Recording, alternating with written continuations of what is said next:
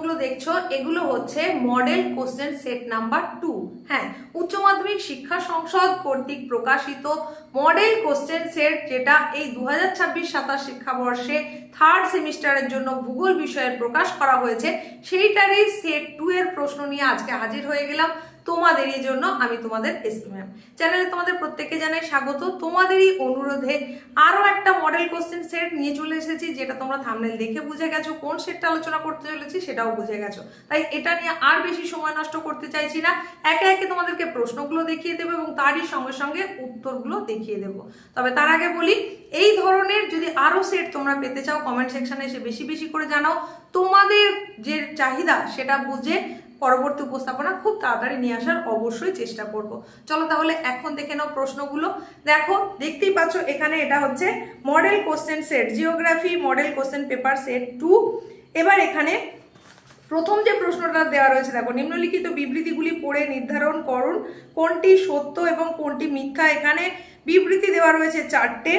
অপশানগুলো তোমরা দেখতে পাচ্ছ, তার মধ্যে সঠিক যেটা হবে সেটা আমি বলে দিচ্ছি, অপশান ডি হচ্ছে সঠিক উত্তর। চলে যাচ্ছি পরের প্রশ্নে। যখন দুটি হিমবাহ বা গ্লেসিয়ার মিলিত হয় এবং তাদের পার্শ্বীয় গ্রাবরেখা একত্রিত হয়, তখন তা কি গঠন করে? এটা সঠিক উত্তর হবে মধ্যবর্তী গ্রাবরেখা, অর্থাৎ অপশান এ সঠিক। এরপরে 3 নম্বর প্রশ্নে চলে যাচ্ছি। এখানে বলা হচ্ছে নিম্নলিখিতগুলোর মধ্যে কোনটি ধীর গতিতে পুঞ্জিত ক্ষয় বা স্লো মাস ওয়াস্টিং এর একটি উদাহরণ, যার ফলে বিদ্যুতের খুঁটি হেলে যায়? এবার অপশানগুলো তো তোমরা দেখতে পাচ্ছ, সঠিক উত্তর হবে অবশ্যই মৃত্তিকা বিসর্পণ। নেক্সট 4 নম্বরে দেখো একটা ছবি দেওয়া রয়েছে। এই ছবির ওপর বেশ করে পরবর্তী প্রশ্ন কিন্তু করা হয়েছে। সেই প্রশ্ন অনুযায়ী কি বলা হচ্ছে যে প্রদর্শিত ভূমিরূপটি কিসের ভূমিরূপ? তাহলে যে ভূমিরূপটা দেওয়া হয়েছে সেটা ভালো করে দেখে নাও। সেই ভূমিরূপের যে অপশানগুলো দেওয়া রয়েছে, সেই অপশান থেকে আমরা এটা যেটা বাঁচবো সেটা হচ্ছে দ্রবণজনিত ডোলাইন, মানে অপশান সি সঠিক উত্তর। পরের প্রশ্ন 5 নম্বর, একাধিক সার্কের মস্তকজনিত ক্ষয়ের ফলে যে শঙ্কু আকৃতির শীর্ষ বিশিষ্ট ভূমিরূপ গঠিত হয় সেটি হলো, এটা সঠিক উত্তর হবে হর্ন। এরপরে বাম ডান মেলাতে বলা হয়েছে 6 নম্বরে। অপশানগুলো তোমরা দেখে নাও, এটা মেঘ থেকে দেওয়া হয়েছে। সেই অপশানগুলো মিলিয়ে যেটা আমরা সঠিক উত্তর হিসেবে নির্বাচন করব সেটা হচ্ছে অপশান সি। এরপরে চলে যাচ্ছি পরবর্তী প্রশ্নে, অর্থাৎ 7 নম্বর প্রশ্নে। 7 নম্বর প্রশ্নের জন্য বিবৃতি এবং কারণ দেওয়া রয়েছে, অর্থাৎ অ্যাজারশন এবং রিজনিং দেওয়া রয়েছে। এইগুলো সমস্ত পড়ে নিয়ে এবং তার তথ্যগুলো পড়ে নিয়ে আমরা সঠিক অপশান হিসেবে যেটা বেছে নেব সেটা হচ্ছে অপশান এ সঠিক উত্তর।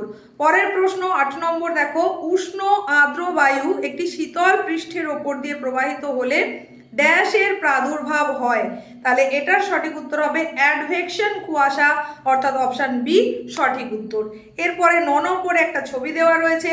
এই ছবির ওপর বেশ করে পরের প্রশ্ন রয়েছে। এখানে কিছু কিছু চিহ্নিতকরণ করে দেওয়া হয়েছে, সেইগুলোকে বা সাজাতে বলা হয়েছে। এই সাজানো অনুযায়ী আমরা যদি দেখি 9 নম্বর প্রশ্নের উত্তর, তাহলে পাবো অপশান বি। এরপর 10 প্রশ্ন। এখানে বলা হচ্ছে নিম্নলিখিত সমুদ্রগুলিকে লবণাক্তদের ক্রম হ্রাসমান, অর্থাৎ বেশি থেকে কম, এই ক্রমে সাজাতে হবে। কিসের ভিত্তিতে? না, লবণাক্ত কিরকম বা স্যালিনিটি, সেটার উপরে বেশ করে। এখানে অপশানগুলো তোমরা দেখতেই পাচ্ছ, সঠিক অপশান যেটা হবে সেটা হচ্ছে অপশান বি, মানে সেইভাবে ক্রমগুলো আমরা পেয়ে যাব। এরপরে 11 নম্বর প্রশ্ন, দেখো, ফোরা নামক জীবের খোলস থেকে গঠিত ক্যালসিয়ামযুক্ত গভীর সমুদ্রের কর্দমকে, অর্থাৎ উজকে বলা হয়। এবার সঠিক অপশান যেটা হবে সেটা হচ্ছে গ্লোবিজারিনা, মানে অপশান বি সঠিক উত্তর। পরবর্তী প্রশ্ন, অর্থাৎ আমরা চলে যাব 12 নম্বর প্রশ্ন। এখানে বলা হচ্ছে ওটেক পদ্ধতি কার্যকর হওয়ার জন্য সমুদ্রের পৃষ্ঠীয় জল ও গভীর জলের মধ্যে ন্যূনতম তাপমাত্রার পার্থক্য প্রয়োজন। এবার সেখানে অপশানগুলো তোমরা দেখছো, এই অপশান থেকে সঠিক যেটা হবে সেটা হচ্ছে অপশান বি, মানে 20 ডিগ্রি।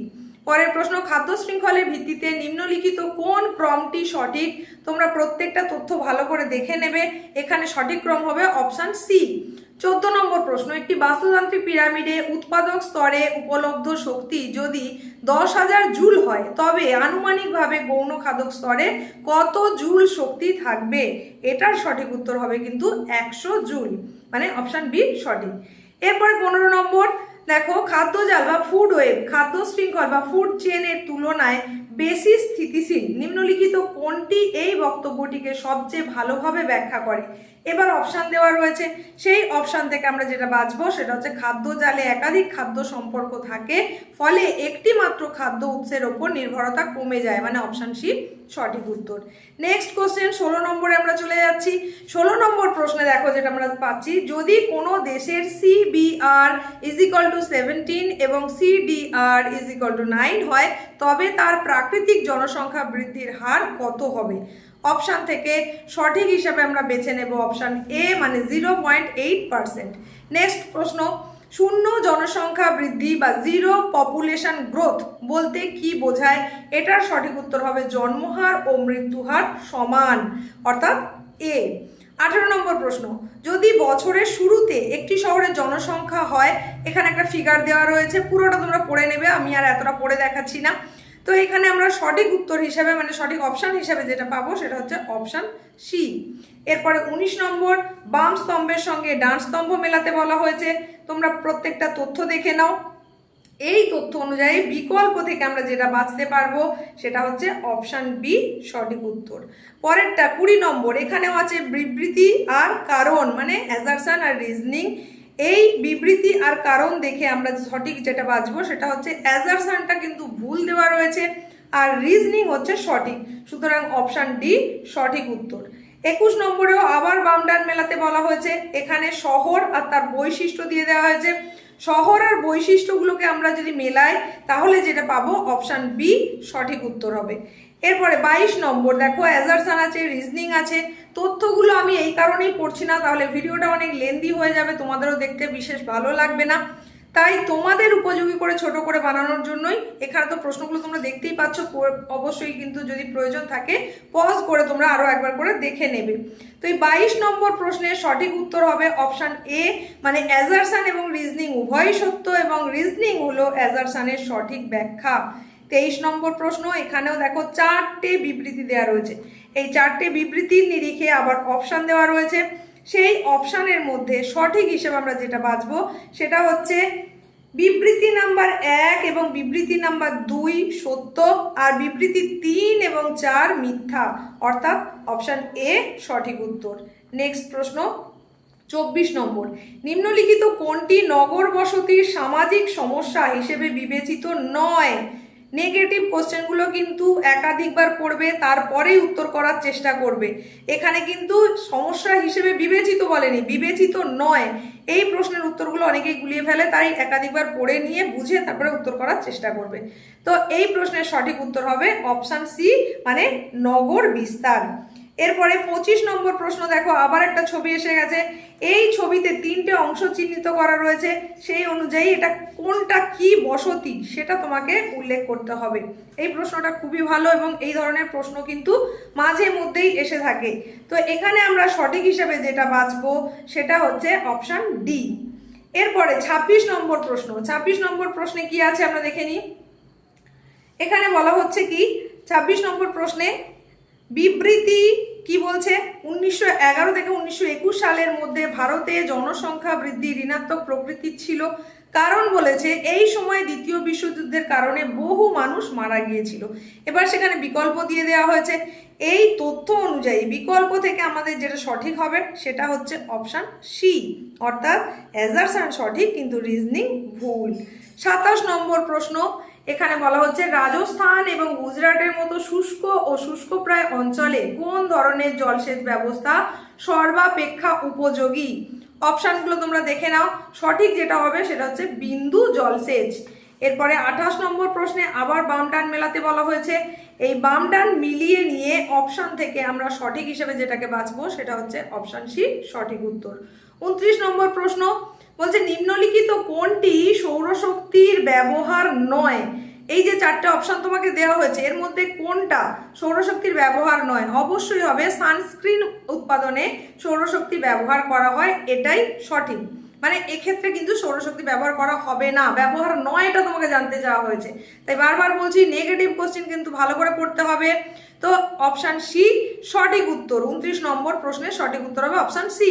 এরপর 30 নম্বর দেখো, জলাধার ব্যবস্থাপনায় প্রধান উদ্দেশ্য কি? 30 নম্বর প্রশ্নের সঠিক উত্তর পাবো আমরা জল, মাটি ও উদ্ভিদের সমন্বিত সংরক্ষণ, অর্থাৎ অপশন বি সঠিক উত্তর। চলে যাব পরের প্রশ্নে, 31 নম্বর প্রশ্ন। এখানে বলা হচ্ছে WTO অর্থাৎ কি, ওয়ার্ল্ড ট্রেড অর্গানাইজেশন কিভাবে ভারতের কৃষি বাণিজ্যে প্রভাব ফেলেছে। অপশানগুলো দেখে নাও। এই অপশান থেকে সঠিক হবে অপশান বি, অর্থাৎ স্বচ্ছতা বাড়িয়ে এবং বাণিজ্য বাধা কমিয়ে দিয়েছে। 32 নম্বর দেখো, বামডান মেলাতে বলা হয়েছে পরিবহন মাধ্যম দিয়ে দেওয়া হয়েছে আর তার গুরুত্ব দিয়ে দেওয়া হয়েছে। সেই অনুযায়ী আমরা যখন পরপর এটা সাজিয়ে নেব, সঠিক অপশান হিসেবে যেটাকে পাবো সেটা হচ্ছে অপশান ডি সঠিক উত্তর। পরের প্রশ্ন অর্থাৎ 33 নম্বর প্রশ্নে আমরা চলে যাব। 33 নম্বর প্রশ্নে দেখো বলা হচ্ছে ভারতে 2011 সালে জনগণনা অনুযায়ী 2001 থেকে 2011 সময়কালে ভারতের আনুমানিক দশকীয় জনসংখ্যা বৃদ্ধির হার কত ছিল। এটা সঠিক উত্তর হবে 17.64%, অর্থাৎ অপশান বি সঠিক উত্তর। এরপরে রয়েছে একটা অনুচ্ছেদ, এই অনুচ্ছেদটা তোমরা দেখে নাও। আর দুটো প্রশ্ন রয়েছে, এই দুটো প্রশ্ন অর্থাৎ শেষ দুটো প্রশ্নের উত্তরে যাওয়ার আগে বলি, আজকের এই উপস্থাপনা তোমার কেমন লাগলো অবশ্যই কমেন্টে এসে জানিয়ে যাও। শুধুমাত্র সেটা করলেই হবে না, তুমি এই চ্যানেলে প্রথম হয়ে থাকলে সাবস্ক্রাইব করো এখনই, আর পাশে থাকা বেল আইকনটাকেও অবশ্যই অল করে দাও। আর তুমি যেমন দেখছো সেই রকমই যাতে তোমার বন্ধুরাও দেখতে পারে, তার জন্য এটা কিন্তু প্রচুর প্রচুর পরিমাণে শেয়ার করে দিতে হবে বন্ধুদের মধ্যে। আর তোমার কোনো গুরুত্বপূর্ণ মতামত থাকলে কমেন্ট সেকশন খোলা থাকছে, সেখানে এসে তুমি তোমার মতামত জানিয়ে যেতে পারো।